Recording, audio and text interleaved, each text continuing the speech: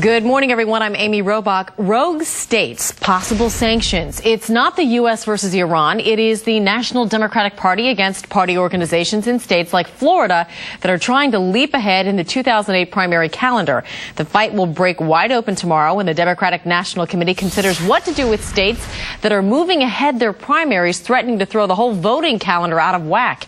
NBC News political director Chuck Todd is here with the Friday edition of our First Read on Politics. So, Chuck, what do we think is going to happen? Well, I love the Iran analogy. There you go. That was fantastic.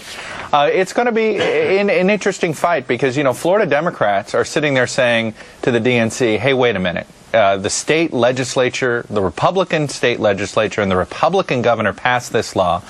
Are you really going to disenfranchise Florida voters? This isn't, you know, some other state that hasn't had a history of voting issues. This is Florida. So the idea that the Democratic Party might end up sanctioning and not counting the votes in Florida is a stunning development.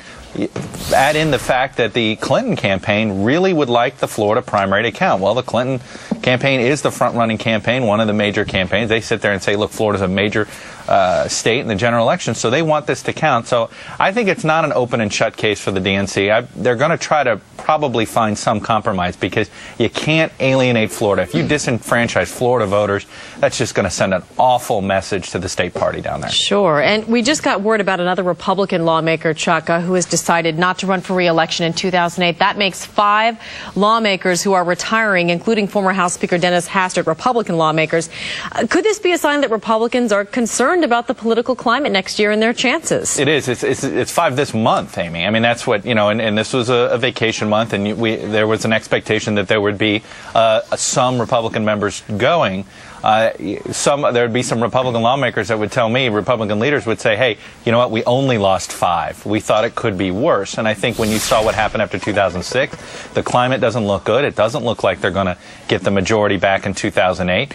You know, it's not surprising that some of these are going. The ones that really hurt the party right now, frankly, were the one in Ohio when Deborah Price decided to go. She barely won, and now they're losing potentially their best candidate to hold that seat. So that hurts them a little bit. This Rick Renzi, who just retired yesterday, well, he had some corruption problems. He was probably going to struggle for re-election, but still, right now, Republicans are still sort of gritting their teeth and seeing what's going to happen in about 2 months. We'll have Congress comes back into session. The next round of retirements are going to come somewhere around Thanksgiving.